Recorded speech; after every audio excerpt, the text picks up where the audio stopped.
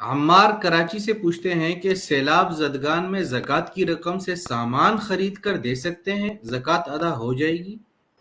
جی، زکوٰۃ تو سامان کی شکل میں دیں اور یعنی مکان بنا کر دیں، پیسوں کی شکل میں دیں اور غلوں کی شکل میں دیں، ہر صورت میں یعنی زکوٰۃ کی ادائیگی ہوگی۔ البتہ یہ شرط ہے کہ جن کو آپ دے رہے ہیں وہ مسلمان ہو اور صاحب نصاب نہ ہو، ان کے پاس کچھ نہ ہو، تو پھر ان کو زکوٰۃ کی رقم میں یہ گھر دیں یا کوئی ضروری سامان دیں، جو بھی دینا چاہے دے سکتے ہیں۔ البتہ جو حضرات مسلمان نہیں ہیں تو ان کو چاہیے کہ وہ بھی اس مصیبت میں پڑے ہوئے ہیں، تو یہ اولاً چاہیے کہ زکوٰۃ کی تبلیغ کروا لیں پہلے، جیسا کہ میں نے پہلے بتایا کہ پہلے کسی غریب مسکین کو مالک بنا دیں، اور جب وہ مالک بن جائے گا تو زکوٰۃ کی ادائیگی ہو جائے گی، اب زکوٰۃ کا حکم باقی نہیں رہے گا۔ ایسی صورت میں آپ جو لوگ یعنی مسلمان نہیں ہیں، دوسرے سے مذہب سے تعلق رکھتے ہیں،